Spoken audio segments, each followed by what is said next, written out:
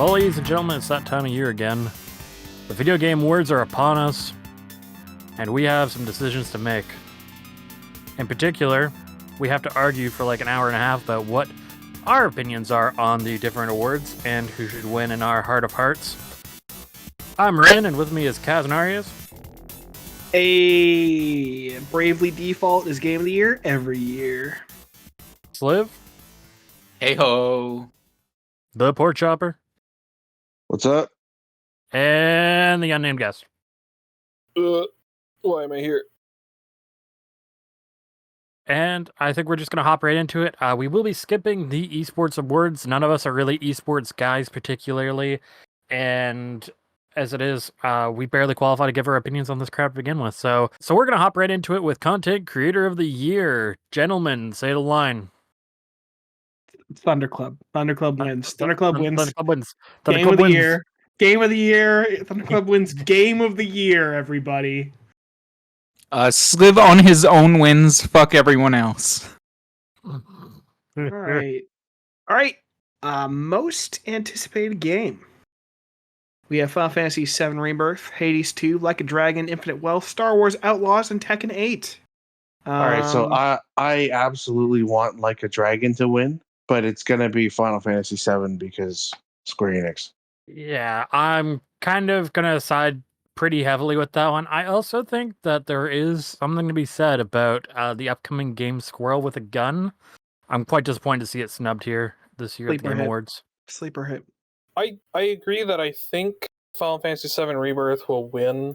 I personally, like, the one that I'm anticipating the most is actually Hades 2, because I really liked Hades.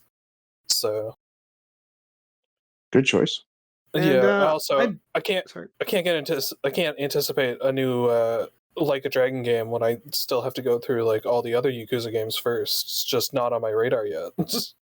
There's too many of those games. True. I agree with Pork Chopper. I fucking hate Final Fantasy VII. There's just too much Final Fantasy VII, and it's inevitably going to win this. And Like a Dragon's dope. So, Sliver.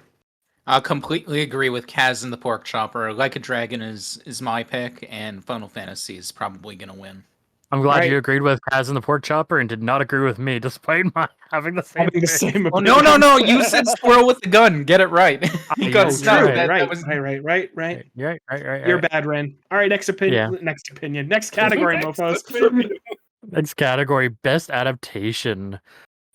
We have some nominees here, that's for sure. Castlevania Nocturne, Gran Turismo, The Last of Us, the Super Mario Brothers movie, and Twisted Metal. I just want to ask the obvious question. Why the fuck is Gran Turismo here, and why is Twisted Metal here? Okay, let me answer. Twisted Metal? Kind of fun. It was a fun show. Eat shit, but okay. It was a fun show. I didn't watch all of it. I had a relatively good time with it, though. Did you at any point think of the games Twisted Metal that it's supposed to be based on? No. No fucking shot. It was... I don't know. I just thought it was like a silly, fun little romp with a bunch of assholes. And, But, okay. So, I would say it's fine. Gran Turismo, Castlevania Nocturne, I have a special hatred for. I actually really did not like this season of Castlevania, and that's really saying something, considering I really loved every other season of Castlevania. Last of Us, much like Final Fantasy VII, I am fucking sick of this series, sick of hearing this series all the goddamn time, sick of it winning every single award, so I did not watch the Last of Us show.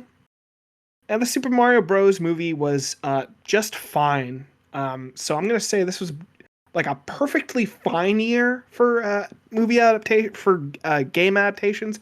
We didn't have an Arcane or a Cyberpunk Edgerunners. I think it's undoubtedly going to go to the Super Mario Bros. Movie, though. Man, so I got no personal pick. It's going to Mario. I don't know. The Mario movie, well, it's my pick of this, as it is the only one I watched out of all of these, and I thought it was a pretty fun movie. It's just fine. Yeah. But because The Last of Us is aiming for a more like serious storytelling kind of thing going on, it'll probably win, just because I think the committee or whatever for this kind of game awards just loves The Last of Us, right? That is true. That is So a really good point. It'll probably win. It's also a more serious story. Like the Mario movie it's a children's movie that's just like fun, bright colors. You know, it's an enjoyable experience, but it's not an amazing piece of cinema. I will say, to counteract that point, just the fact that the Super Mario Bros. Movie attracts so many different people. I know it's a crapshoot because, you know, the committee / cabal of, you know, whoever the fuck is voting for these. But I feel like this movie has attracted so many different people that it just has more votes compared to The Last of Us. I just feel like The Last of Us show is kind of like Oscar bait a little bit more than the Mario movie is. Sure. Also, is the Gran Turismo movie even an adaptation? That's based on a true story of someone who like used their skills at Gran Turismo to actually learn to like drive race cars, right? Yeah, it's based on the Gran Turismo. I forgot what the fuck it's called, where you actually play and then become a real racer. Yeah, Gran Turismo Wolf Girl with you. No, I've heard about the movie. I haven't heard much about it though. It's like Sorry. I have a distinct memory of like the first time you saw that trailer in a theater. Because I believe I was with you, and you started laughing my ass off the whole time. You started laughing hysterically. Which is, it's really weird that you laughed hysterically because it is based on a true story, apparently. So it's not even weird.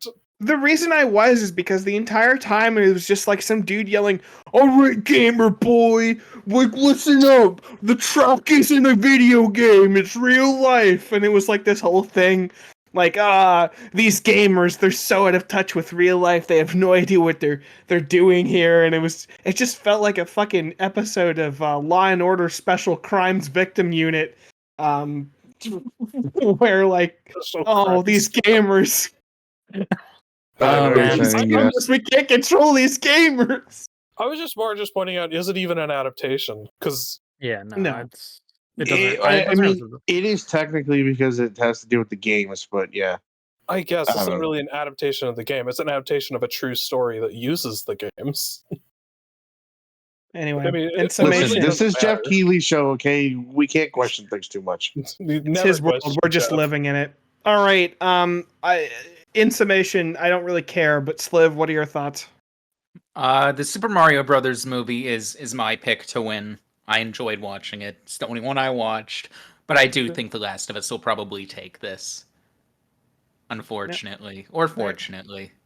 All I do know is Neil Druckmann's getting his Lifetime Achievement Award during this show, and it's going to happen when The Last of Us wins. Likely. And a scripted event show. And I'm going to say Double Mario. I think I want it to win, and it should win. I think the big thing is that we're missing the whole part that, like, inside of us, there is a little person that is screaming "Bing Bing Wahoo!" Yeah. Every time they see funny overall man jump around screen. It's true. Yeah, I think that's going. There are two wolves inside of you, and just so you know. You know, this is the second wolf reference you've made in the last 5 minutes. Is there something you need to tell us about? Yeah, I think what I need to tell us is that we need to get to the next category. Hold on, so I didn't actually go yet. I don't care. So I have not seen the Super Mario Bros. Movie. I've seen some of The Last of Us, and I thought it was pretty good. Regardless of how big Super Mario Bros. Is, though, knowing that it's all the games journalists that are going to be voting for this, a lot of them talk shit about Chris Pratt and his shitty voice for Mario, and all of them were like sucking Sony's teats over The Last of Us show and how it was like the greatest thing since sliced bread. So that is absolutely going to win, no matter what. Best multiplayer game. Oh, how I pine for 2022. Across the board, we have Baldur's Gate 3, Diablo 4, Party Animals, Street Fighter 6, and Super Mario Bros. Wonder. All right, so it's Baldur's Gate 3 because it's Baldur's Gate 3, okay?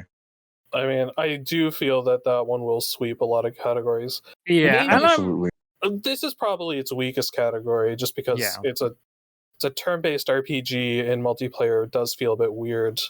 But I know that some people have been enjoying it in that fashion. Like it does work. It's just it feels strange. I will say for the record, I am A, one of those people, and B, I actually bought the game because of how much I heard about its multiplayer. And I think it's a really good you have Baldur's multiplayer Gate? experience. I do. Oh, okay, well, someday when I have a computer, I also have it on Steam, and we can play it. Yeah, I know you fucking have it on Steam, asshole. You've been making shorts for it. Okay, but like, it's other than the fact that you kind of have to share the limelight with other people sometimes, I think it's a really good, fun way to experience basically the video game equivalent of a D&D campaign. And aside from the fact that you can like steal everyone else's items at any point, I think it's a really good game for multiplayer. Everything else here I have not played. I have not heard of Party Animals. Diablo 4 is a shit show. Street Fighter 6 is hilarious. And Super Mario Bros. Wonder is another 2D Mario game, and thus kind of unremarkable to me. I will say that if a game ever is sweeping the Game Awards, I would like it to be Baldur's Gate because of a lot of things it represents. Sure. A lot of the things with Absolutely. Baldur's Gate seem to go against what a lot of the big companies really push for, which is the DLC, the microtransactions, stuff like that. Yeah. So to have a game just dominate here that just goes entirely against that, I hope maybe leads to other companies following in those footsteps and like just getting away from the tomfoolery. Across the rest of the games here, of people I've interacted with, the only one out of these outside of Baldur's Gate that I know people actually played was Street Fighter 6 and Mario Wonder to a lesser extent. In this kind of situation where it's a multiplayer game. I'm sure Mario Brothers Wonder is fine for it because like freaking New Super Mario Brothers was fine for it, even though it was miserable at the same time. Yeah. I mean, I will say, in terms of this list, I don't really know much about Party Animals. I literally I'm hearing about it just now. It looks like It it's is good. a Fall Guys clone. It's better than that. Okay, whatever. Ignoring Party Animals, the only one here that is truly predicated on multiplayer, though, is Street Fighter 6. The Mhm. rest are all things that can be enjoyed single player. I would prefer to play them single player, kind of thing. Whereas Street Fighter 6 is the one here that you need to play it multiplayer. It is more by definition a multiplayer game than the other ones, except for maybe Party Animals. I literally have no idea what that is. You ever played Imagine Party Babies? I mean, they got pretty good review scores. Anyway, Pretty good, yeah. So I would like Street Fighter 6 to win this purely because it is more of like a pure multiplayer game than the other ones. That's what I would give. That's my thoughts. That's fair. I'm gonna double lock Baldur's Gate. Sliv, what are you thinking? I'm thinking same as Nameless Guest. I'd like Street Fighter 6 to win, but Baldur's Gate 3 is probably going to win. Now, in the magical Christmas land, where Nintendo isn't a bunch of cocksuckers, and Yoshi wasn't the easy mode, easily Mario Wonder. As your certified ThunderClub Yoshi enjoyer, fuck Yoshi not being able to take damage.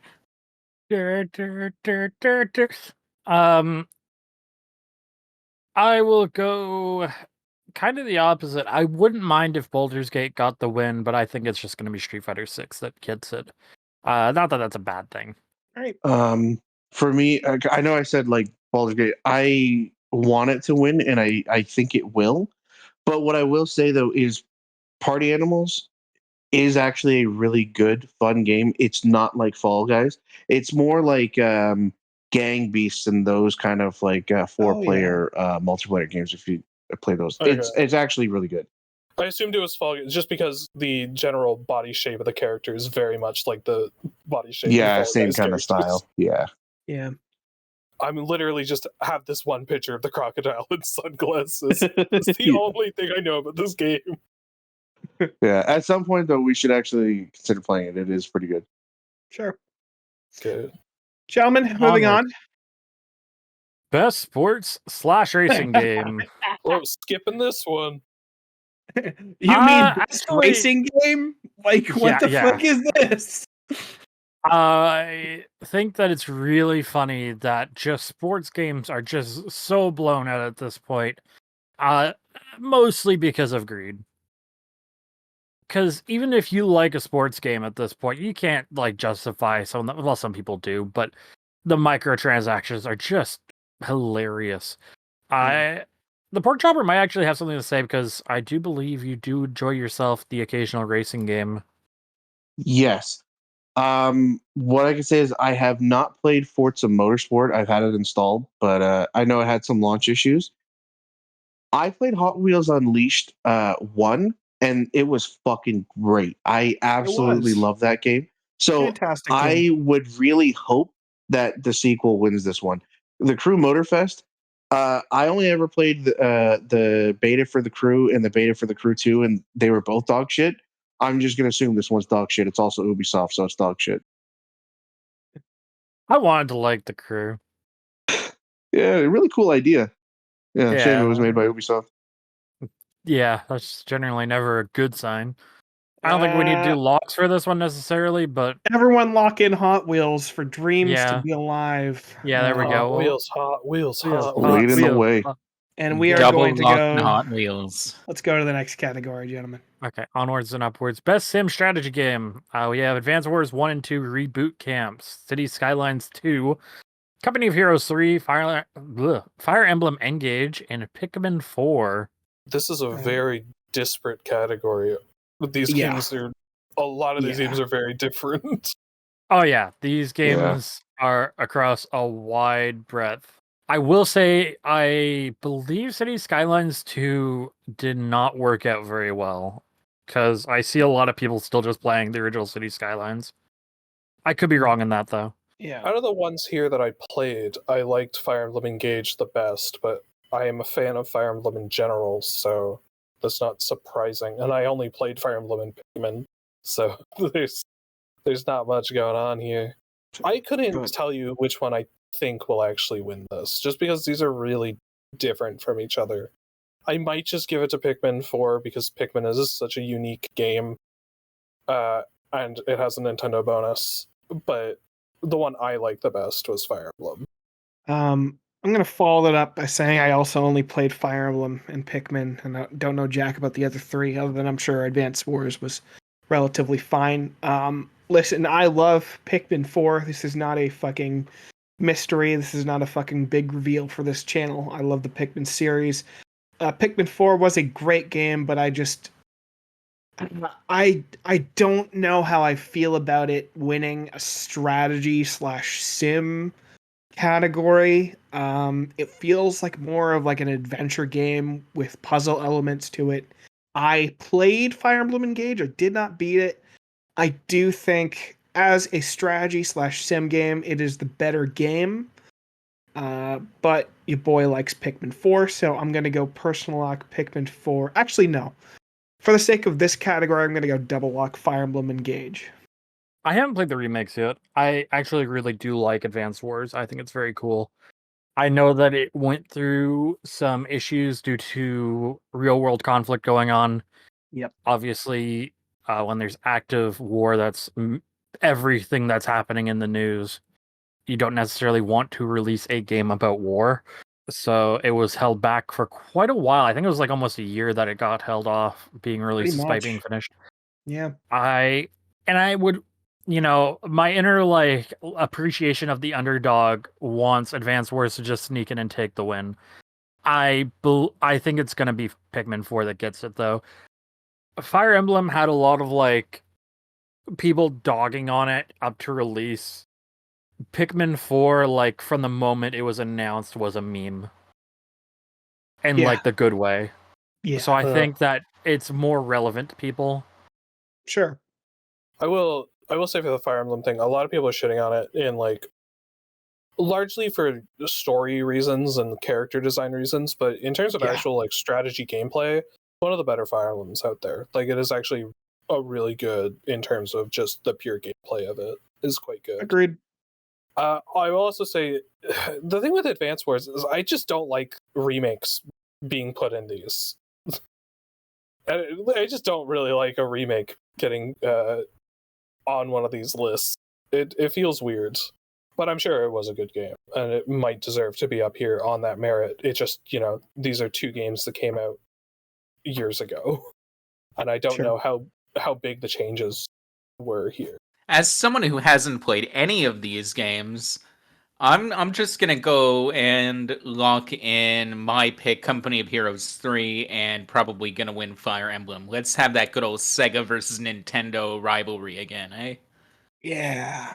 I would love to see Advanced Wars win so that we could maybe get a new one. I do agree that I don't necessarily like remakes being up for awards, but I think it's different when it's something that's being remade that's, from like the last 5-10 years and something that's way older than that. Mm-hmm. But I think realistically, it's probably going to be Pikmin 4 that's going to take it. Actually, yeah, I changed my vote. It's totally going to be Pikmin 4 that takes it. But anyway. Best family game. We got Disney Illusion Island. No. It's Best Family. Get the category right. My apologies. So we got Best Family, Disney Illusion Island, Party Animals, Pikmin 4, Sonic Superstars, and Super Mario Brothers Wonder. Can I just say that out of all these, my favorite family was Pikmin and Ochi. So by that merit alone, it should win. I mean, really, the only ones that should be allowed here are Pikmin 4 because all the Pikmins they're all kind of like one family. They're related. Exactly. And then Mario, because it's the Mario Brothers. They're a family. None of these others are families. There you go. Yeah. Well, you can argue that like being really good friends with someone is like family. No. I mean, I guess, but we only care about blood relation here. Yeah. That's have you never seen Fast and Furious? Has Vin Diesel taught you nothing about family? You don't have to be related. And that's why I'm nominating Fast 10 for Best Family. Exactly. He understands. Let's Paul walk over to the next fucking point. Sonic Superstars was a game that came out this year.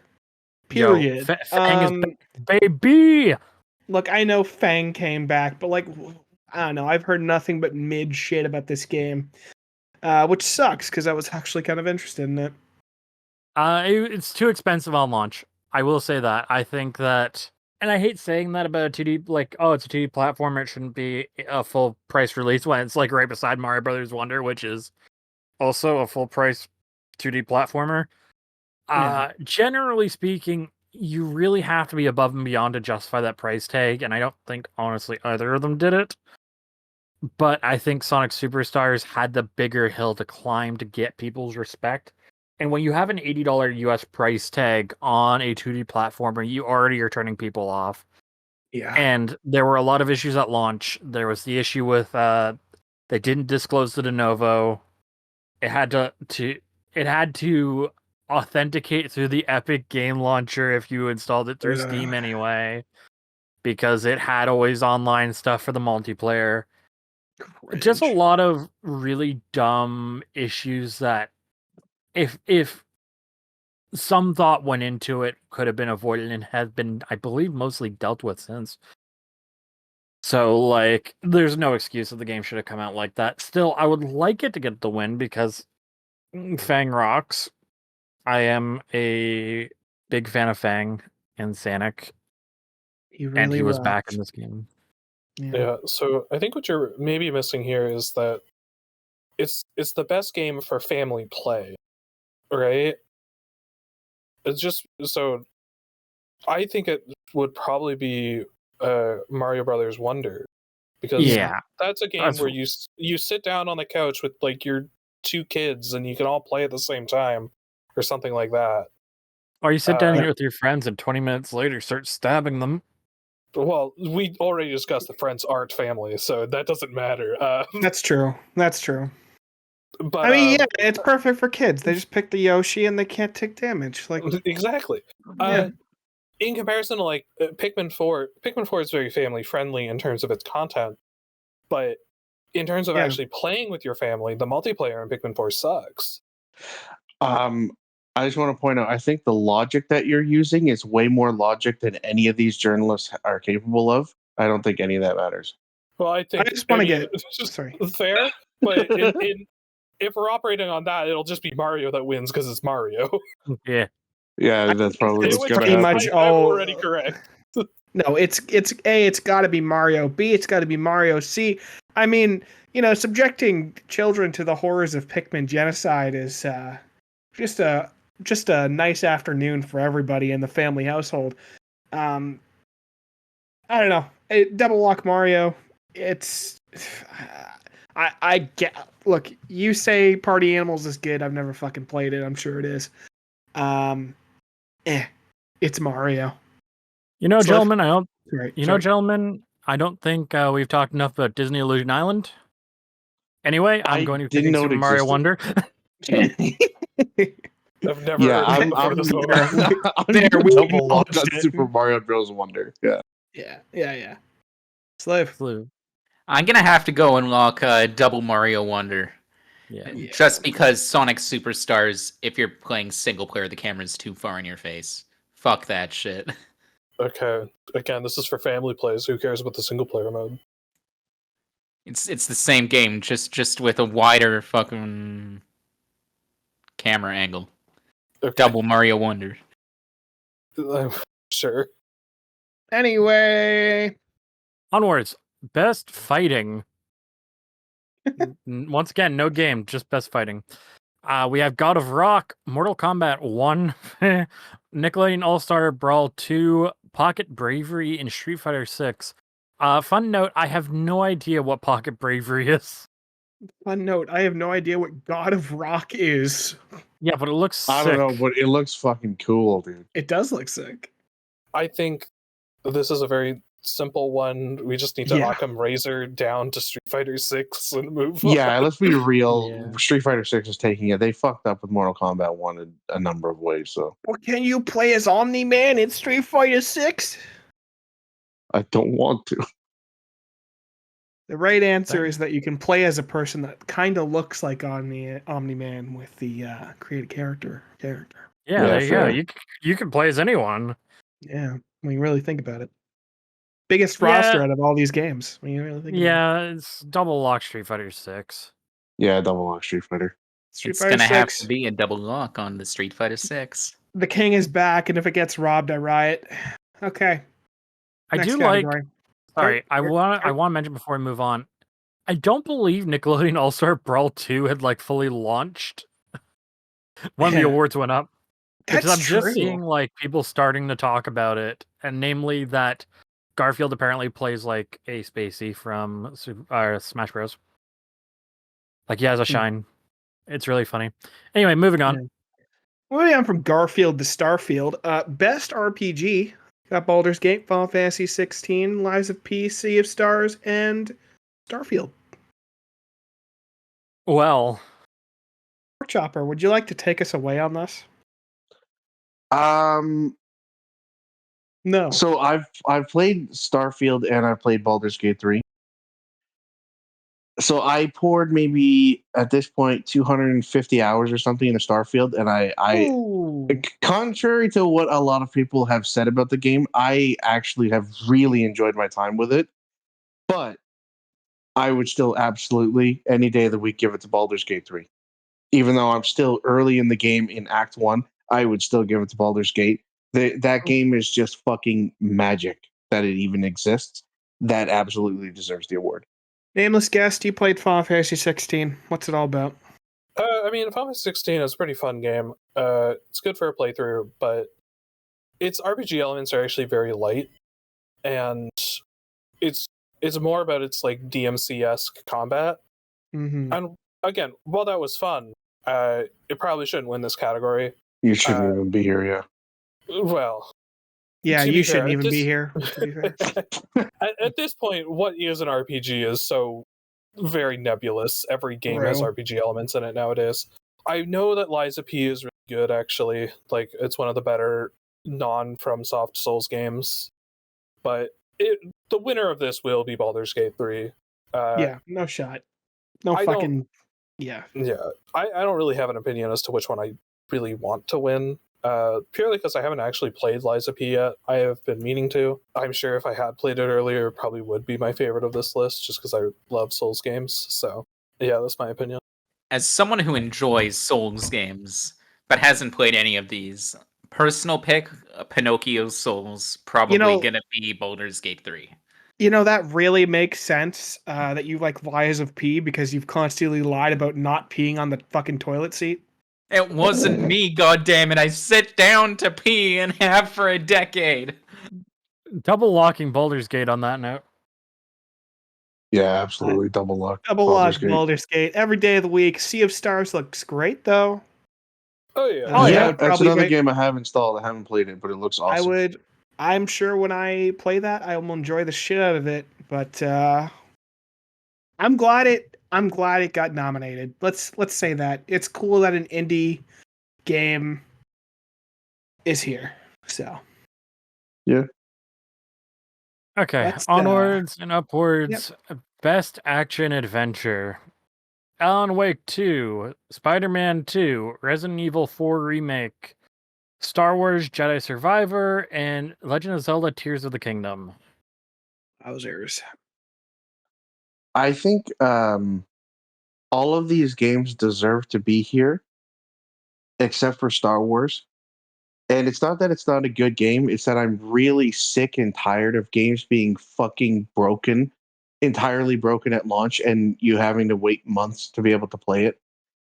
They should not be awarded for that. Not even Respawn. Action adventure is just such a nebulous category. Right? So many things can fit in here. Just wait until you see the next category. Yeah. I liked... The main ones I played here were Spider-Man 2 and Tears of the Kingdom. While I did like Tears of the Kingdom, like, it was an enjoyable game, it really did feel like a very expensive DLC for Breath of the Wild. But at the same time, so did Spider-Man 2 feel that way towards Spider-Man 1. I've heard that, yeah. It's kind of weird. On one hand, keeping things the same if it was good is, that makes sense, but iteration is also important. So this is actually a hard one to choose. I know a lot of people are really liking Alan Wake 2, but I think that's more for like a story thing than it is for its raw gameplay. Not necessarily. I've heard the gameplay in Alan Wake 2 is like a massive step up from the first game. I mean, interesting. That's not hard. Like the videos I've seen, it does look really good. Yeah, I don't know. I haven't played it, so I really can't even judge. I know, but I can tell I would probably enjoy the if I had played Alan Wake 2, I can largely assume I wouldn't like it as much as like Spider-Man's combat and stuff. Yeah, that's fair. So I'm just gonna double it on Spider-Man, just because when it comes to action adventure, that feels like it fits the best. Well, I'll just say right off the bat that after our Alan Wake podcast, I wouldn't have guessed in a million years that the sequel would be up for so many categories. I think that's really cool, and it makes me kind of want to try it out. I haven't played anything here but Tears of the Kingdom. Maybe we can get into a bit more about how we feel about Tears of the Kingdom later, but I'm going to say double lock Tears of the Kingdom for this. Yeah. You go. I really enjoyed my time with Spider-Man 2 a lot more than I enjoyed my time with Tears of the Kingdom. Even though the combat system is significantly neutered, which I was not a fan of, my personal lock is going to have to go with Spider-Man 2. And it's probably going to go to Tears, even though it's hashtag not my Zelda. None of us are even looking at Resident Evil 4 right now. That could actually be one of the winners. I don't know. I don't know how that stacks up to the original Resident Evil 4, because obviously the original Resident Evil 4 is beloved and whatnot. Mm-hmm. So that comparison could potentially hurt it or potentially give it like a boon. Unfortunately, I didn't play it, so I have no idea. I just feel like no matter how good it is, in a year where there were so many good new original games, it doesn't make sense for it to go to a remake. Especially of a game that's been re-released like fucking 20 different times. Yeah, That's true. I guess it also leads to my thoughts about Resident Evil 4 is that, Resident Evil 2 and 3 are, they were PS1 games that have some kind of janky controls. So them getting like remade made a lot of sense. Resident Evil 4 is very playable even today. It didn't really need a remake. Resident Evil 4 is still fine. But I mean, obviously Capcom wants that sweet remakes bucks. But yeah, of course. So yeah, I don't think that changes my opinion. I think I'll still go with Spider-Man. Even if I could definitely see Resident Evil 4 winning. It could do it. Ren? I'm just going to double lock Tears. I think that's going to be what gets it out of this, especially considering, like, journalists love this game. Okay. So I'm going to go with Alan Wake 2 for a personal pick because it looks fucking excellent. And I think it's about time that Remedy starts getting more recognition, especially when it comes to action adventure. These are the guys that created fucking Max Payne. Like, they're amazing. But I think it realistically is going to go to Tears of the Kingdom. Even though it as much as I have enjoyed it, it kind of does feel like a DLC. It's still Zelda, and it's still just going to win on that pretty much alone. Well, here's a sequel to Action Adventure, Best Action Game. Finally, we found the game word. Armored Core 6, Dead Island 2, Ghost Runner 2, Hi-Fi Rush, or Remnant 2? I think it's got to go to Armored Core 6. I played that game. Oh, yeah. It's honestly, I think my favorite game this year is Armored Core 6. It was really fucking good. And it's kind of a revival of a franchise that's been away for a while now, because FromSoft has basically only been doing Souls games. So I think it's really cool that they brought that back, and they made it so good that I want it to win, and I think it should, because, yeah. So I don't know. The only other game on this list I played was Remnant 2, and I liked Remnant 2, but not as much as Armored Core. I'm a big fat goose egg on this. Other than I didn't hear very good things about Dead Island 2. I'm gonna say personal walk. I didn't. Yeah, that's correct. Oh, that's surprising. From anyone other than you, I should say. I remember journalists and gamers all loved that game when it came out. Look, man, there was no Jack Black. I was promised Jack Black. I'm pissed that there was no Jack Black. And that is fair. Anyway, it's not fair. Double lock Armored Core 6 because, again, I'm sure all those Armored Core fans cream their pants when it turns out that actually FromSoft can make other games other than Souls games. Double locking on the Armored Core 6. I think we're sleeping on some of the games here. Armored Core 6 is what I'm going to double lock. Hi-Fi Rush is being definitely slept on a bit. I've heard some really good things about it. Yeah, I heard a lot of good things about Hi-Fi Rush, like right as it came out, because it came out in this weird sudden, like, there was no marketing. It just came out immediately. Yeah. And that was really neat. But then a few months later, I heard people saying, yeah, it's okay. Like, it's good. It's a fun game, but like it got like a weird like hype thing at the beginning. Again, I didn't play it, so my opinion means nothing there. And we've actually talked about the first Ghost Runner on this channel. Yeah, I haven't played the sequel though. The first one was really fucking good though, so I'm assuming the sequel is probably just as good. But I'm actually going to double lock Hi-Fi Rush because having played it, that game it's so well made and it's just such a great game, and it's unlike pretty much anything else. And I think it deserves to win. Does seem like a lot of fun. It is. It's like combat with music and rhythm and shit, but in a way that it like doesn't feel like a rhythm game, even though it really is. Best virtual reality game. Do we have much to talk about here? I'm gonna say no.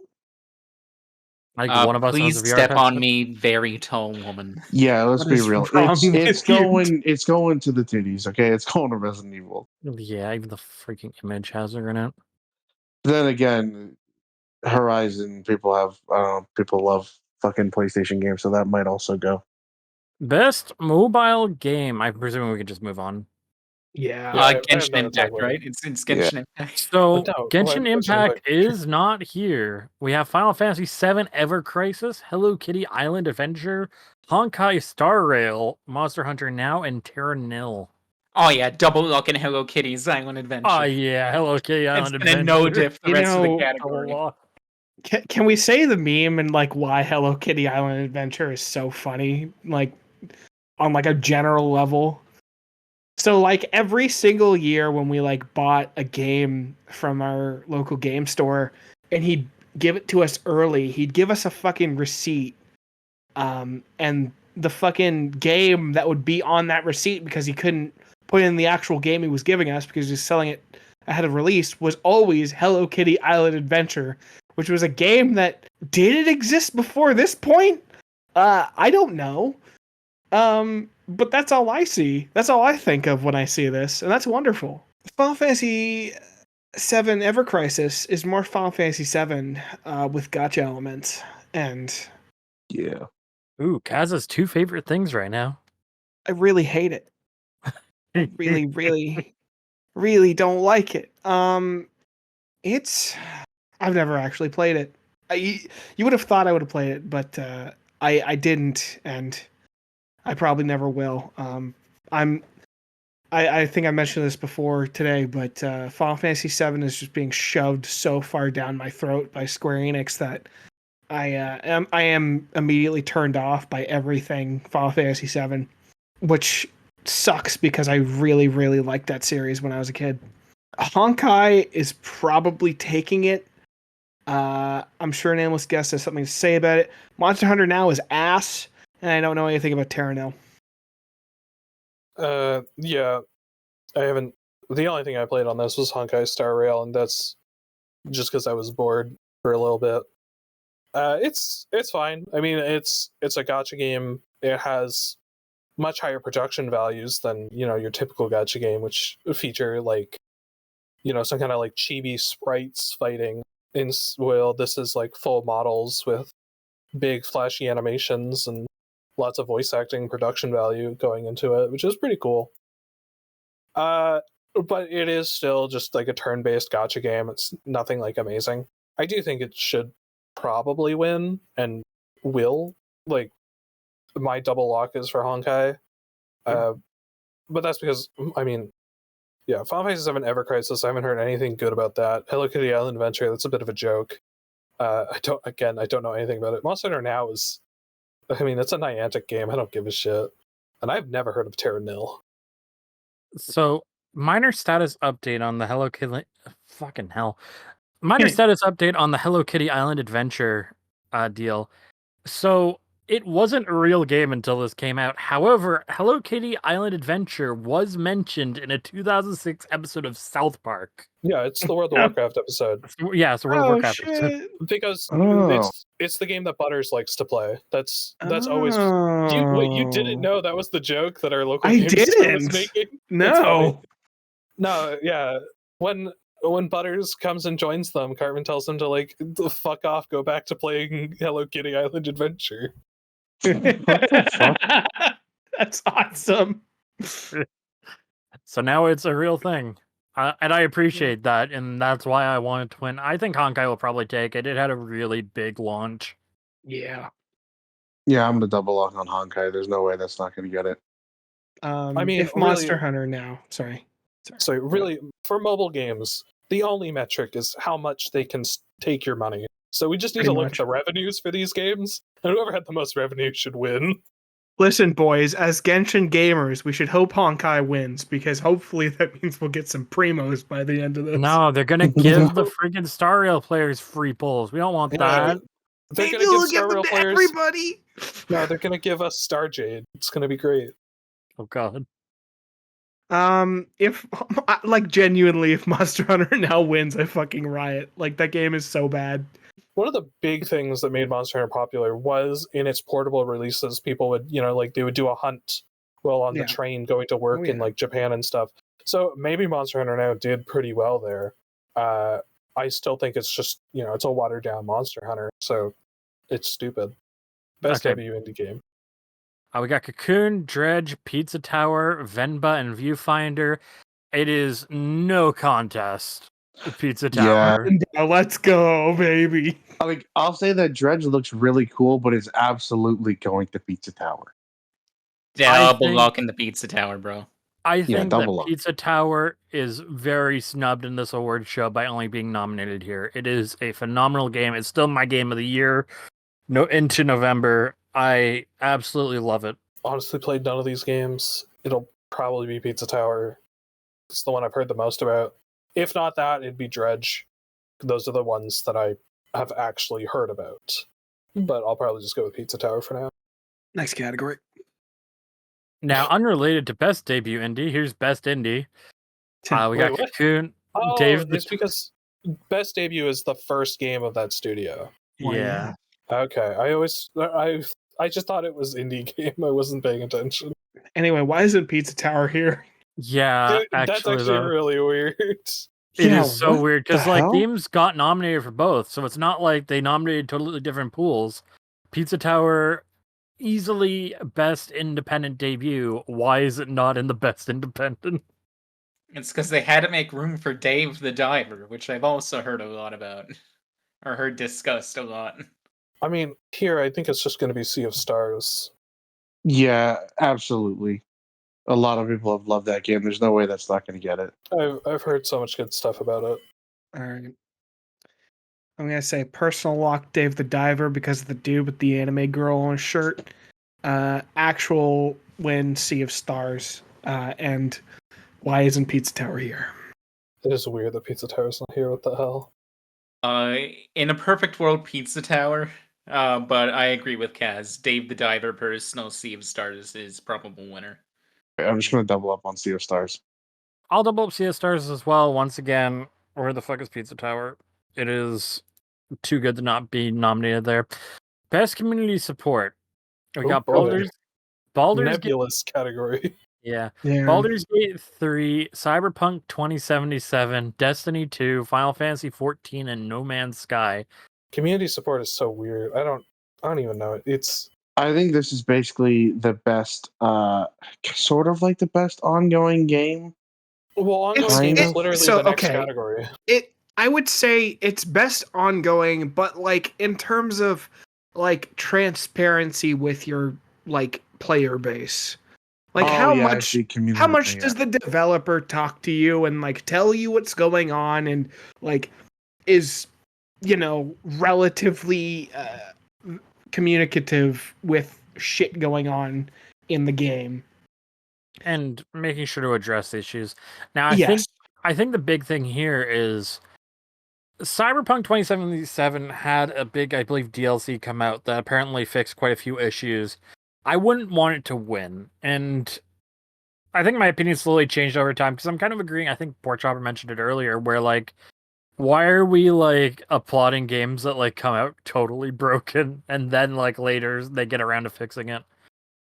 I mean, yeah, although it seems like this award is kind of for that purpose. I was gonna say every single one of these games was at one point totally broken, and they came out and fixed it later. Well, Baldur's Gate was in. I think Baldur's Gate was in early access and it had issues, and they did fix it. Since launch, it's been good. But I think realistically, if this is about like listening to the community and fixing shit and all that, it probably should go to Cyberpunk. That would make the most sense because the 2.0 update fucking like completely reworked the entire game. I mean, I think that's a good argument for the next category.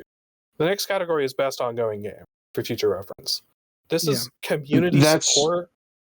I hate that these are two separate categories. They should almost just be the same category. I feel like best ongoing game is for new content, whereas this is specifically, it says like game updates and patches. I feel like they're not the same. I mean, in that sense, like fixing content. It's so weird. I hate this category. Yeah.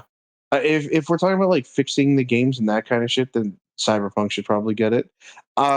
In terms of like transparency, like talking to the community, I know No Man's Sky's gotten a lot of updates, but I don't remember Hello Games ever actually like like really talking about shit that much before releasing patches. Yeah. But I mean, in relation to talking to the community, like Final Fantasy 14 has this live letters where literally the director comes and sits down and goes through a big PowerPoint showing everything that he's going to add to the game in the next patch and beyond.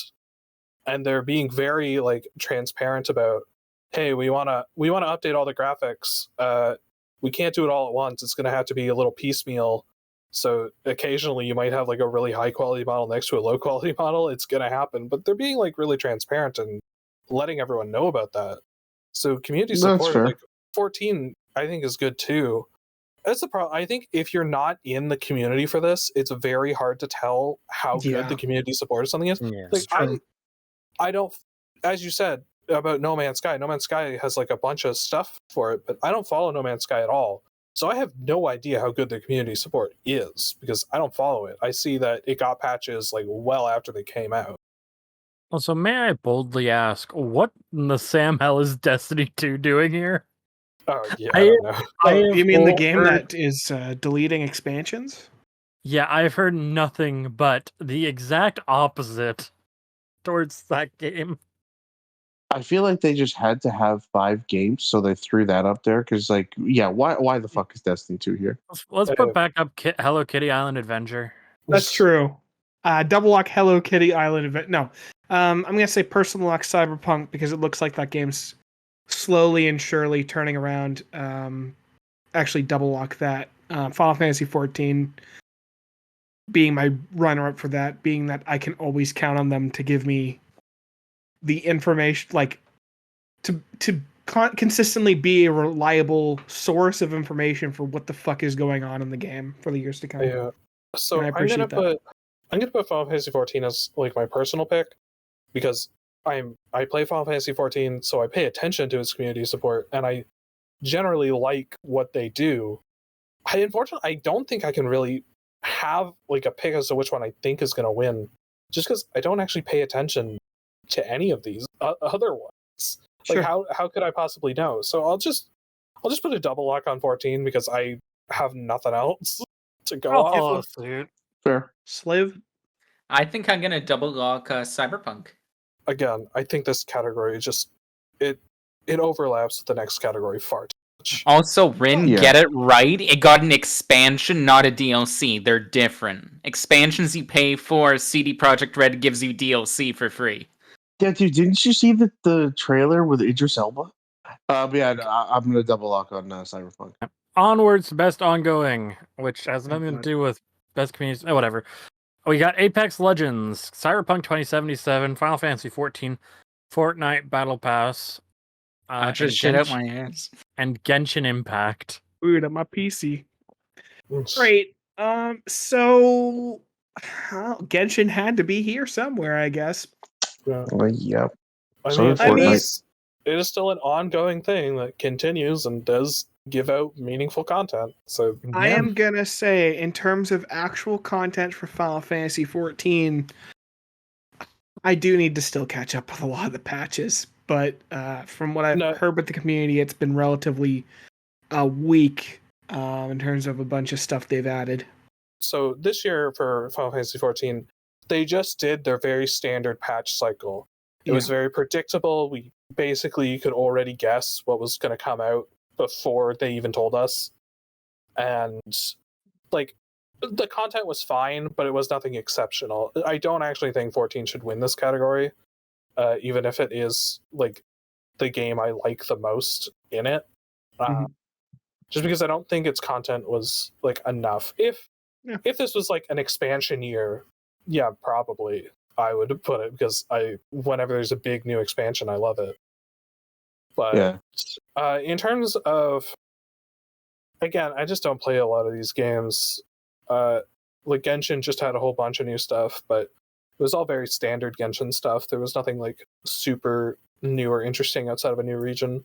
Yeah, I would probably just double lock Cyberpunk here because they just added a whole bunch and they revamped like a bunch of old things at the same time that you don't need the DLC for. Like they totally changed all the skill trees to make them actually interesting.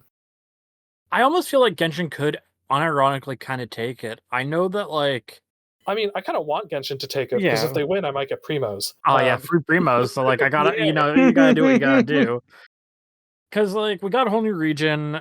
We got a bunch of new characters. There's been quality of life improvements. They changed how the story quests work recently, which was pretty nice. So you can unlock them, but you don't have to start them immediately. So they're clearly like starting to put work into things that needed to be addressed. I think that they're going very slowly, though. I wouldn't want them to win this year necessarily, just because there are things they still need to do. I think to get them up to speed with, like, especially even their other games. Oh yeah, I was gonna say that when it comes to Genshin, because I played Star Rail this year, there's a lot of little quality of life things in Star Rail that just need to be in Genshin. Oh yeah, they just need to put that in Genshin and move on. Yeah. Not move on to, but like there are so many little things that would be really nice to have in Genshin. And they probably will add them eventually. They've already kind of started. Yeah. So I'm gonna say I want Genshin to win for the Fremos. I'll say Cyberpunk. As it is an off year for 14, I think it's going to be a double lock for Cyberpunk. Yeah, I'm gonna double lock on Cyberpunk. Well, as a person who has screamed up and down about Genshin Impact being at the Game Awards every single year, this was actually the year, for reference, that we all kind of got into it, and it's been a cool year. It's been a good year. I still think Cyberpunk should take it because it looks like we're finally seeing the fucking the end results of them fixing this broken ass game. So, double lock Cyberpunk. Let's move on. Games for Impact. Do we have much to say here? I was gonna say I feel like we're gonna skip this because I don't think any of us know anything about these other than fucking Volcano High. You gotta double lock Goodbye Volcano High. I've logged 50 hours into Snoot game.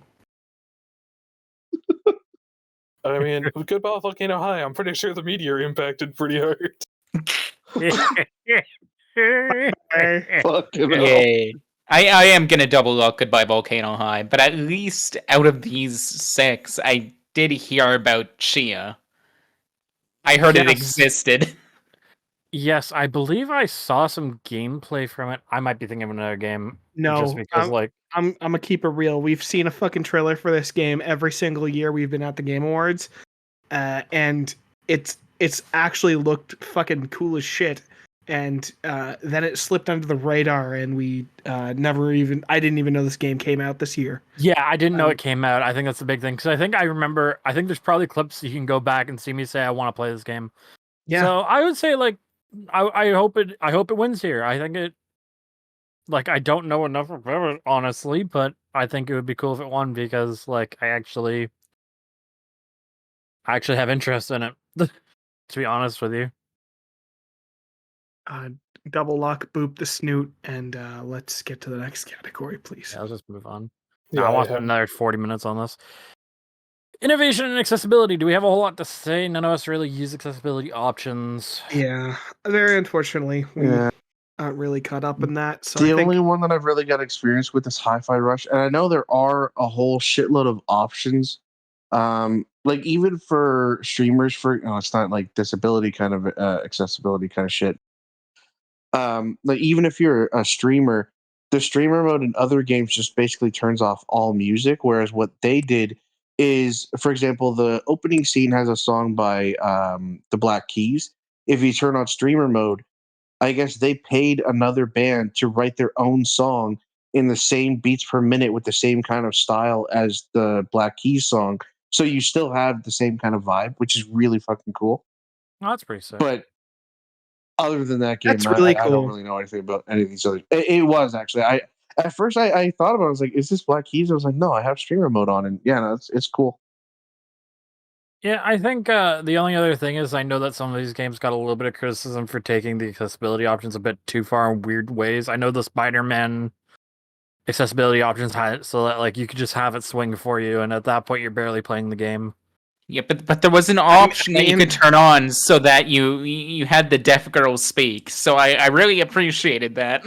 Nothing can prepare you for the 18 inches of venom either way. So Venom, venom, venom, venom, venom. all right, next category. Double look please. Spider-Man. Best performance. We got Ben Starr, Final Fantasy 16. Cameron Monaghan. Monahan. Oh my god. Cameron Monaghan. I still got it wrong. Whatever. Star Wars Jedi Survivor. Anyone want to help me out? I'm terrible with names. Idris Elba. Cyberpunk. like literally. God damn it. Cyberpunk just- 2077. Phantom Liberty. Melanie Liebert. Alan Wake 2. Neil Newbon. Baldur's Gate 3. Yuri Lowenthal. Marvel's Spider-Man 2. So, big issue that they did again, they did this last year, and I think every year, is they don't tell us what role they played. Yeah. Ben I think Starr. it's a little bit of a given with Cameron. Yeah, Cameron is Also, Idris Elba's like the main guy for Phantom Liberty. Melanie is, I believe, Saga in Alan Wake 2. Yeah. she's the other person who Neil plays. is Clive? Asterion in Baldur's Yeah, Gate. yeah. Yuri is Spider-Man. Yeah. Which one? Yeah, which one? The They're both only Spider-Man. one that matters. The black one. Ooh, And then That's Ben how Starr, Ben Starr is, I'm assuming, fucking the main Chaos guy. character. Yeah, What? Chaos Yeah. guy, Chaos motherfucker! guy. It's not. Very different Final Fantasy. This isn't Stranger Whatever of the fuck, I Paradise, don't you know. piece of shit. Same Clive. fucking thing. I'm gonna He's kill Clive. him. Personally, for me, I'm gonna have to double lock Yuri because he was really good as Bully Lowenthal. Bully Lowenthal was more raw than Bully Maguire at points. Damn. So gonna double lock the Spider-Man. I'm gonna be real. It's gonna be nearly impossible for me to lock in on these because I haven't heard enough of these voices. Well, Idris Elba is Knuckles from Sonic the Hedgehog 2. Yeah. I know. Just imagine Knuckles talking from Just Sonic imagine- Boom. From just Sonic imagine- Boom. No, Cyberpunk Knuckles. Yeah. So I would say personal for me, probably Neil from Baldur's Gate because Asterion's a really great character. Realistically, I think no matter what, Idris Elba's gonna win just so they can have him up on that fucking stage. Like that is absolutely gonna happen. That's fair. Personally, I actually really liked Ben Starr's performance in Final Fantasy 16. I think he actually did really well as Clive. Oh, it kind of has it. He's like the only main character, so that makes sense. Oh, well, actually, there's a better voice actor in that game.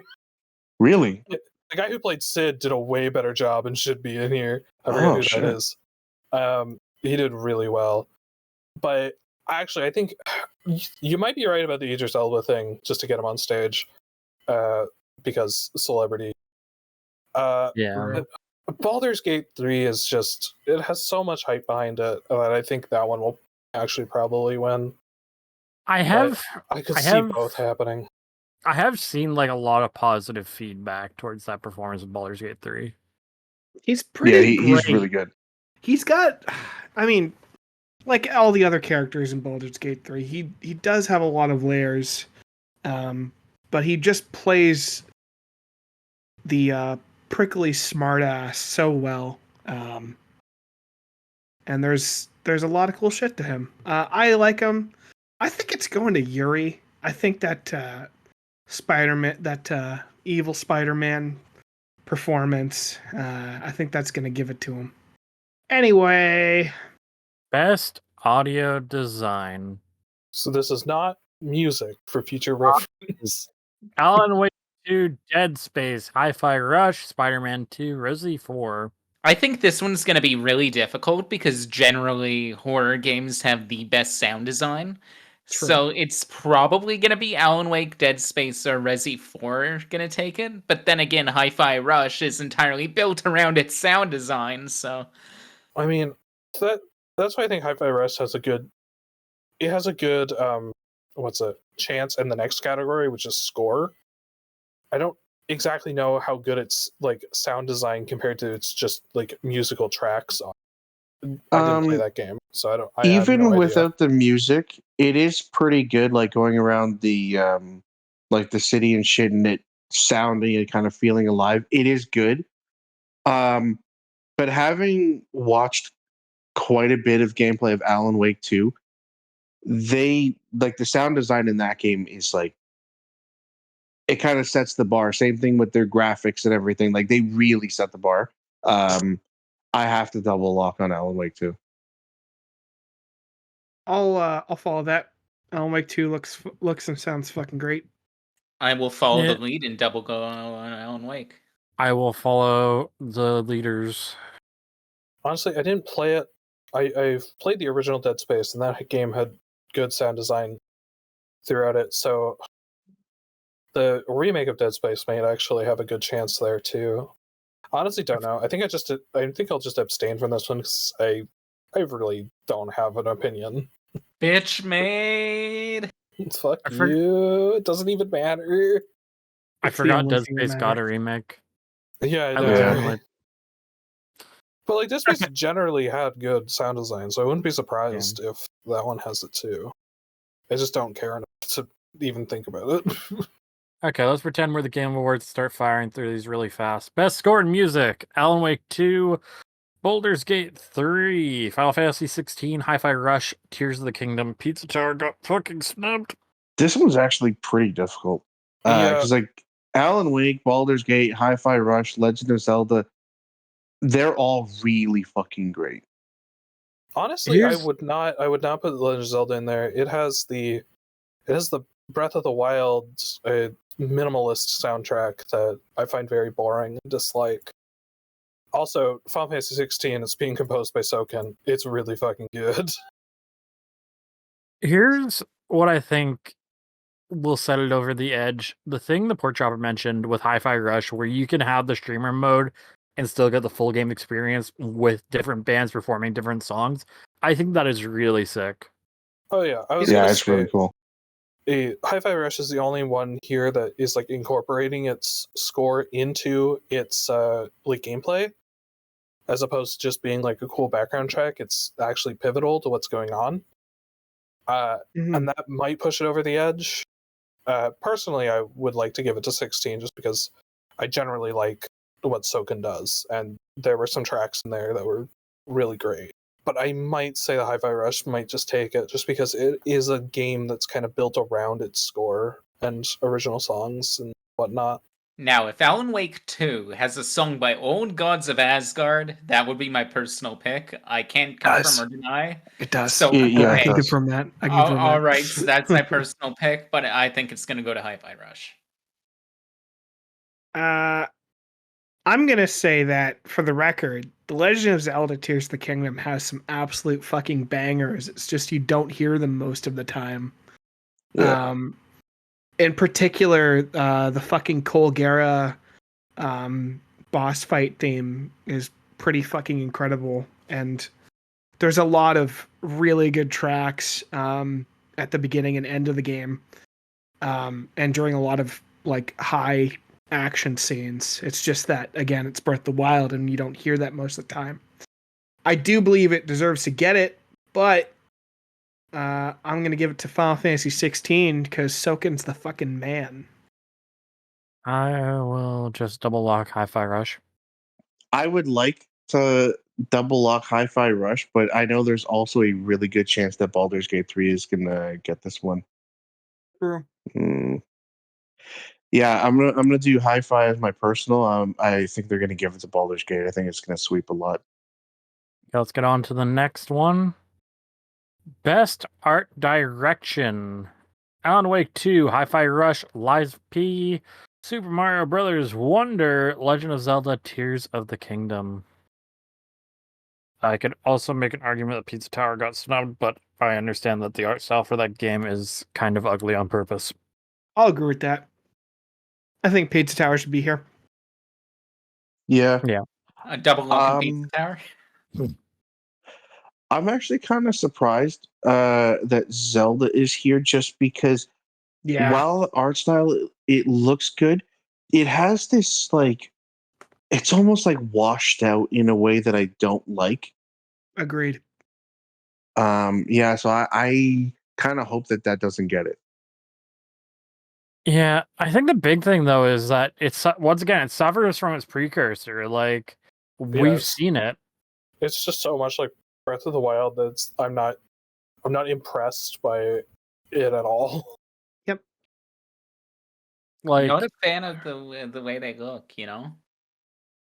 Like the big thing is like I get that there have been other Zelda games that look very similar on the same hardware. Like you have Ocarina of Time, Majora's Mask, but there are so many things that visually separate those games still. Mm-hmm. If you just showed someone a Tears of the Kingdom piece of art or a Breath of the Wild piece of art and said, which game is this from? Yeah. It's a coin flip. Your boy's gonna double look Hi-Fi Rush just because Hi-Fi Rush feels fun. Oh yeah. Yeah, I feel it is fun. Super Mario Brothers Wonder did try to be a lot more like wacky compared to just like a normal standard 2D Mario, and combine that with the fact that like who knows if everyone on the committee has even played Hi-Fi Rush, because that was, I mean, it had a big boom for a little bit there, but it died off pretty fast too. Whereas Mario is Mario, everyone knows that. Might give it an edge. Eliza P does have some cool stuff from what I've seen. It is largely kind of a realistic style, but it has cool like puppet animatics and stuff. I don't think it would win that. I'm just pointing out that it does look kind of cool. I don't even know. I might just give it to Mario and move on, because I feel like that's one that they have, that more people in the committee would have played, and it is trying something a little more different than a normal Mario. Sure. Like you can see people have posted things like if you view Mario from a little more to the side, he looks super messed up because the game is only supposed to be viewed from that one perspective. And that looks kind of neat. Counterpoint to Mario, elephants scare me. Well, your fears... Yeah, counterpoint to that, Rin is a fucking pussy. Have you ever seen an elephant? Yes, I have. Yeah. Yeah. Yeah. Yeah. I think Alan Wake 2, the visuals are really fucking good. Like it's probably the best looking game ever graphically, but the art style in Hi-Fi Rush really stands out, just like the audio design and everything. It's a really pretty like artistic looking game. I think that kind of deserves it, so I'm just gonna double lock on Hi-Fi Rush. I despise the new look of Mario Wonder. It just unsettles me. So I'm gonna go personal lock, Lies of P, probably gonna win Hi-Fi Rush. Okay, let's onwards and onwards. Best narrative. We got Alan Wake 2, Baldur's Gate 3, Cyberpunk 2077, Phantom Liberty, Final Fantasy 16, and Spider-Man 2. Spider-Man 2 was the basic bitch symbiote storyline, so I'm just gonna double lock on Instinct Alan Wake 2. I mean, I feel like if Alan Wake were to lose in every other category, it probably would win narrative, considering that's what these games are known for. Well, I think... After all, it's not I think the obvious winner here is Baldur's Gate 3 for that's what I was narrative. about to say, is that Baldur's Gate 3 also, like, really puts up fierce competition, though. It's either Alan Wake 2 or Baldur's Gate 3. Alan Wake 2 is, well, as far as I am aware, it's a bit more of, like, just like a linear single story, and maybe it's good, maybe it's not, I haven't played it. Whereas Baldur's Gate 3 is, it's an RPG with choices. There's a difference in that sense. Here's what I'm going to say about Baldur's Gate 3. Is that the choices do seem to have long-lasting ramifications for some of them. But being 50-ish hours into the game, like there was never like a Witcher 3 like moral dilemma choice, you know what I mean? Like there was never a moment where it's like, okay, if I do this I fuck over somebody else, and you know, these are two different That's like true. you know, it's either be a good guy or be a fucking dickhead for most of the choices in Baldur's Gate 3 from what I've seen. Again, I have not finished this game, but that's really all I can say in terms of narrative. With that said, the narrative is really fun so far. I am also instinctively just going to give it to Alan Wake 2. And yeah, if this is the only thing it wins, I'll be happy. I Because just don't the know. narrative of Alan Wake 1 was the most interesting part of that game. So, naturally. Yeah, I don't know. The only ones I've finished here were Spider-Man, which, yeah, really basic symbiote Spider-Man story, seen it before.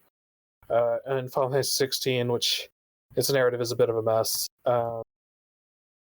So I don't even know which one I would go for between Alan Wake or Baldur's Gate. I think I'll just go for Baldur's Gate because that game has like way more hype behind it. Sure. And I don't know. People tend to overly value like narrative choice. Yeah. I'm gonna double lock Baldur's Gate 3. I would love if Alan Wake 2 won, and I think it would have won if Baldur's Gate didn't come out this year. Yeah, I'm gonna agree with that. I mean, think largely I think it's a coin flip between the two. Yeah. Oh yeah, I would not be mad if either of them took it. As he slams his desk while saying that. Yeah. He's just mad that Pizza Tower wasn't nominated. That's true for narrative. Dude. Best narrative. Rim's review of Pizza Tower. I'm still freaking devastated from the death of spoilers of Pizza Tower Snotty on floor 3. Or floor 4. Best make Casanova stay up for 25 hours straight to get this edit done. Best game direction. Alan Wake 2, Baldur's Gate 3, Spider-Man 2, Mario Wonder, Tears of the Kingdom. Okay, so can we read out this description, by the way? Every single fucking year. Because game direction is it's a very nebulous category. So awarded for outstanding creative vision and innovation in game direction and design. So it's for doing something new and interesting and pushing the industry forward, supposedly. I suppose, yeah. In which case, I think Tears of the Kingdom does not get it. So Baldur's Gate double lock from me off the hop, like. Yeah, it would be Baldur's or it would be Alan Wake. Yeah. Is Baldur's Gate, because it is basically just a one-to-one translation of D&D 5e to a digital space. Yeah, but I mean, if we really consider the rest of the industry, especially the RPG industry, yeah, it's pretty fucking innovative. I mean, I guess, but I've seen other CRPGs do that as well. I mean, not particularly 5e, but like the Pathfinder games are pretty much a direct translation of Pathfinder. Yeah. So it just doesn't strike me as like super innovative. It's done well. That's the problem with innovation. It's a difficult one to go off I think the problem is it's also, I think of like a film director who it's not just about innovation. It's the vision that they have of what the movie is going to look like and what it's going to be and how the story is going to flow. And then it would be like the best director would actually achieve that vision. Yeah. That's how I come to this. Not just about innovation, but how well they actually pulled it off. Yes. Which is why I just hate this category. It's really nebulous.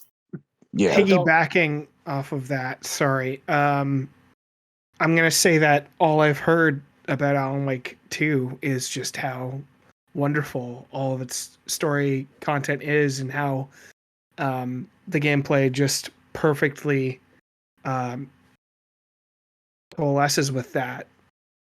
And I'm gonna say I feel like if any of us fucking played the game, we'd probably be jumping up and down saying it's probably that. Yeah. All I can really say other than I played Baldur's Gate 3, it's awesome, is that when I think of best game direction in terms of like somebody directing a game and making and having that like vision come out to full fruition. The game that shouldn't win is Tears of the Kingdom, because you have essentially a system where you can build anything without the capacity to take advantage of that. And I feel like whatever creative vision was there got lost in the process, and that the things that the player is actually challenged with don't reflect the things that you're actually given in that game. I'm going to talk about this a little bit more very soon. But yeah, that's my thought. Alan Wake 2, I riot if it's Tears of the Kingdom. I would say it's going to be Alan Wake 2 or Baldur's Gate 3. It'll be one of the two. I honestly couldn't. Coin flip, probably. I feel like that's the theme of the year, honestly. Like, with a lot of these awards, especially this little leg here where they both pop up beside each other, it's like, yeah, it'll probably be one of the two of them, and it probably won't be a bad thing. The thing is, I've only barely played Baldur's Gate 3, and I haven't played Alan Wake 2 at all, so all I can really go off of is hearsay. And, like, there's a lot of hype behind both of those, but I personally care very little.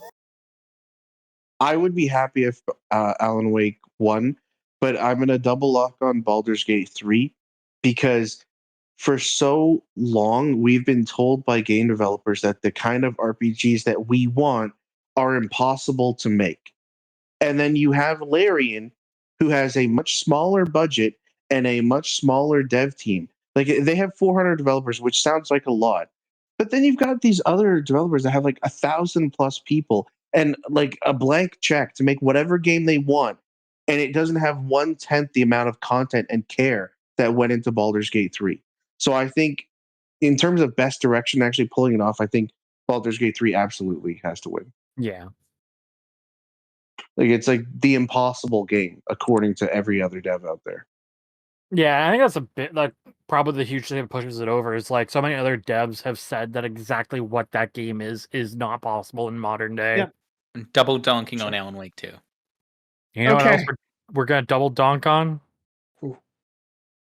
That's right, folks. We're on to the Game of the Year, the final award, or the first one if you go to do your vote, because the Game Awards website designers don't know what they're doing. The final battle. We got Alan Wake 2, Baldur's Gate 3, Marvel Spider-Man 2, Resident Evil 4, Super Mario Brothers Wonder, and The Legend of Zelda Tears of the Kingdom.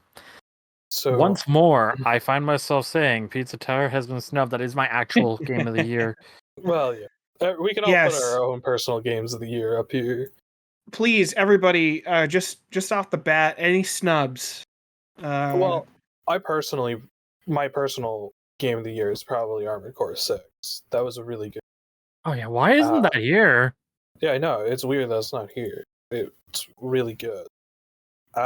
In terms of who I think will win this, I don't even think we need to even discuss these games that much because we've discussed them all throughout this list. Yeah. I think Baldur's Gate will win. I would personally have preferred if Armored Core 6 was here and won, but it never was going to. It should have been nominated, but it was never going to win. But it is my personal game of the year. I'm gonna go on like a little gnariest tangent on Tears of the Kingdom. This game, when I was playing through it, was my game of the year for a very long time. And that's because I got the most fun out of it by consistently playing it the wrong way. I would consistently try to solve every puzzle in the stupidest way possible and get my satisfaction from the game in that way. I always felt like I was having a laugh at the game's expense. And that was very, very fun for a long time in my duration playing it.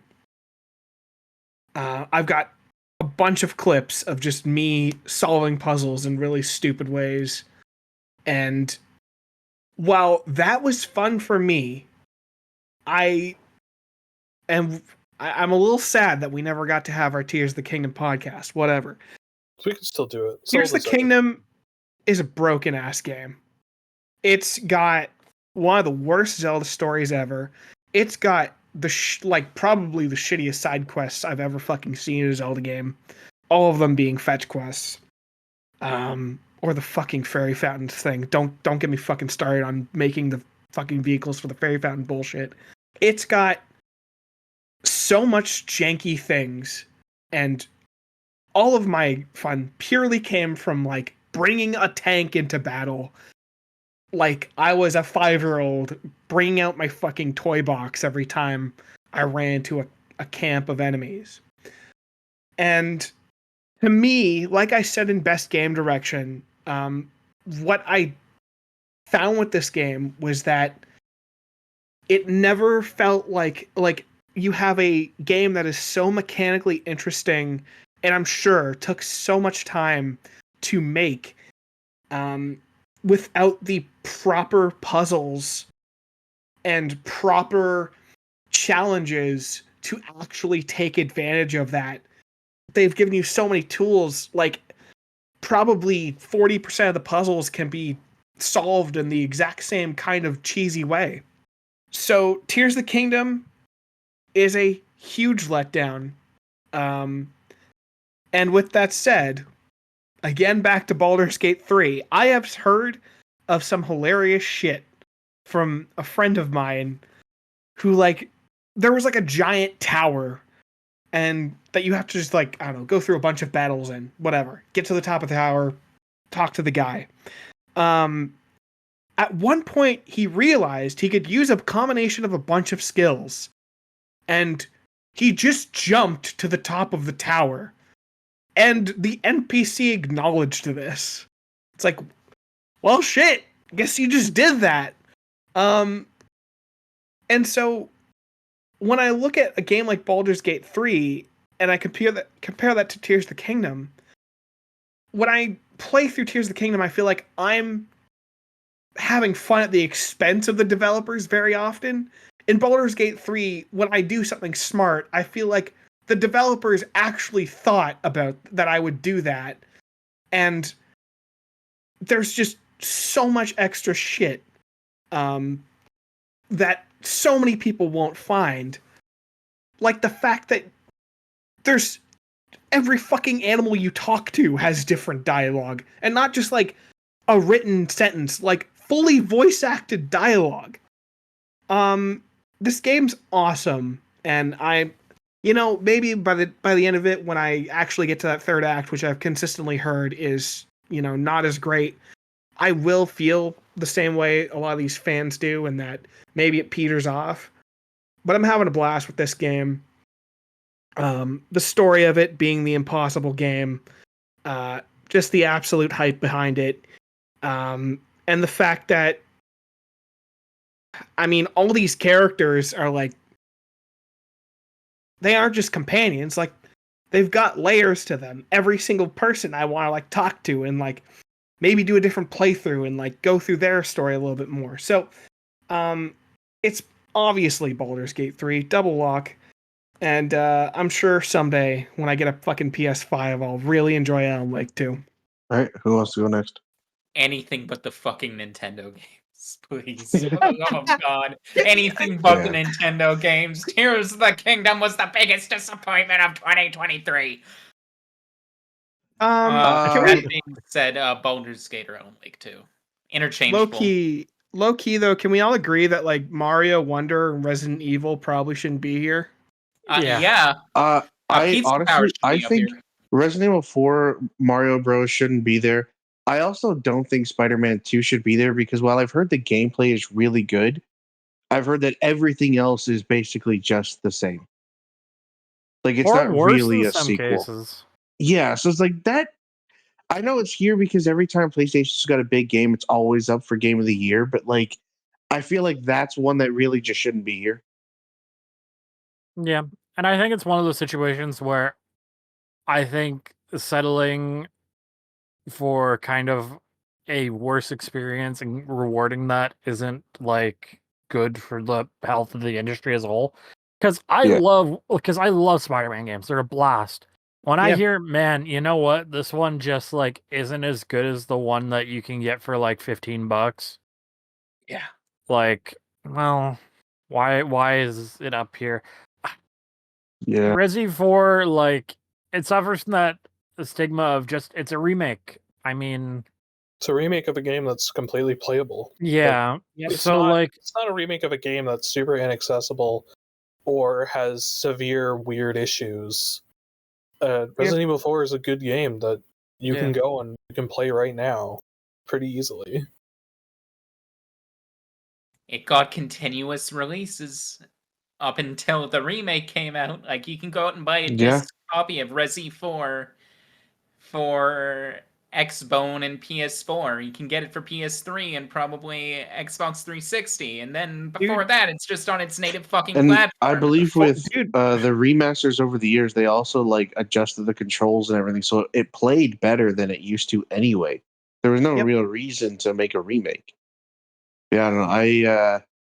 I have to agree with Tears of the Kingdom. It really doesn't deserve it. I think it's a really good game. The problem I have though is that what's his name? IG Aonuma? Yes. Sure. The director. Yeah. Before this game came out, he said that he was basically gonna do like a Majora's Mask where he used Breath of the Wild to make a sequel faster and do everything different. And this game took a long time, and I guess with how long it was taking, even though I really enjoyed it, I kind of expected a lot more from it. Because I feel like Majora's Mask versus Ocarina of Time was still a much bigger jump than Breath of the Wild, Tears of the Kingdom. Absolutely. So that's really just, I don't even like Majora's Mask, and I think that is a much better version of what they were trying to do here. And that was done in 6 months? Obviously, it's apples and Yeah. oranges because you have such a big environment and the overworld of Breath of the Wild and all that, but like, Yeah. I mean, so this was what, like 5 or 6 years? yeah. It was like 6 years for Tears of the Kingdom, whereas Majora's Mask was done in basically a year. Now, yeah, I mean, that's crazy. I mean, that just goes to, I don't know, the open worlds, overworlds are just too pointlessly big at points. Yeah, fair. Like Tears of the Kingdom did not need an entire second overworld in the underground section. It's completely unnecessary. Yeah, I think if it was just the main land and then the Sky Islands and shit, that would have been totally fine. Well, yeah, if it was the mainland and the Sky Islands and it came out in 3 years instead of 6, maybe, yeah. I'm curious to see what happens with Zelda next, as, I mean, it's just such a long-standing series. I'm always going to be curious as to what happens next with it. Yeah. I hope it's something very different than the Breath of Tears era. Yeah. What I'm going to say about this year of games is that Breath of the Wild was the game that made me want to give open world games a shot. Tears of the Kingdom was the game that made me say, actually, fuck open world games. And Baldur's Gate 3 is now the game that has made me want to give immersive sims a shot. Yeah. Baldur's Gate 3 is not an immersive sim, but okay. Okay, sorry. Wait until Kaz gets onto his 3,000-hour Hero CRPGs. Truck Simulator. CRPGs. Yeah. Just CRPGs. I knew what you meant when you said it. Yeah. Yeah. Anyway. But he made a minor error, so everything he's ever said is wrong. Yeah, that's true. Yeah, absolutely. It's all Logan. Common Kaz L plus Ratio plus we're ending this video. Yeah. So yeah, to give my answer, I'm gonna. I would be fine if either Baldur's Gate or Alan Wake 2 win, but I'm gonna double lock on Baldur's Gate 3 because I think that would set a really great message for the rest of the industry and kind of kick their ass in the high gear and just deliver something better. Yeah, I love things that push the envelope. I love things that inspire change in the environment it comes out. And Baldur's Gate 3 does those things. Absolutely. Double lock. Also, where the fuck's Hello Kitty Island? Anyway. Yeah, Hello Kitty Island Adventure needs to win Game of the Year or Pizza Tower. Let's be real. I'd take it over Tears of the Kingdom. Fuck Tears of the Kingdom. This set of games is just fucking terrible. Like, I don't think Starfield deserves to win Game of the Year, but I think it should be up here instead of shit like Resident Evil 4. But why the fuck are remakes here? Agreed. There's just a million other games that could be up here instead of shit like that. And Super Mario Bros. Wonder that really shouldn't be here. I mean, ultimately, we all have to remember that award shows are pointless and stupid, and none of this really matters. It's real to me, goddammit. I can't wait for someone to go up there and then be up there for 17 minutes again. Yeah. I hope we get like when Kratos' voice actor won last year. He was up there for like way fucking longer than when they started playing the music. If you listen, he's still giving his acceptance speech. Yeah. Like I remember I saw people online that were talking shit saying like, "Oh, he should have shut the fuck up." But you know what? I think it's about time that award shows just shut the fuck up and let the people actually give a speech rather than just, "Oh, let's shut everybody up and let them talk for 30 seconds so we can play some more fucking ads." It's an award show. But the ads are the point. At least we got John Casino last year. I'm actually of the opposite opinion. I think people should only be given 5 seconds to say the words "thank you" and get off the stage. Oh shit! They're freaking like boring. He deserved it. He did a really good job. I'm fine with him, taking his time and just doing whatever the fuck he wanted to. He did, but for the love of God, can we just wrap this up? All right. Well, it's been another fun year of giving our predictions and realizing we all probably have better taste than most games journalists, which is kind of concerning for the future of the industry. But who knows? Maybe we're all wrong. Call to action time.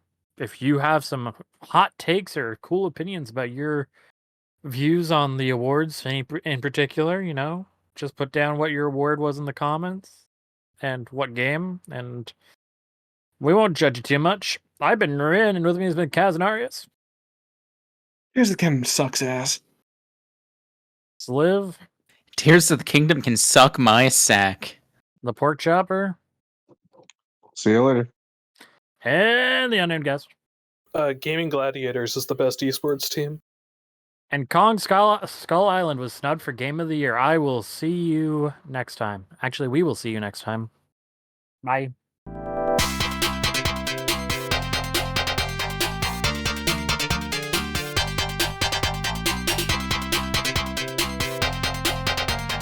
We'll give you the details on the 2 shows later, but right now we are going to do. Have you guys already picked them? Oh yeah.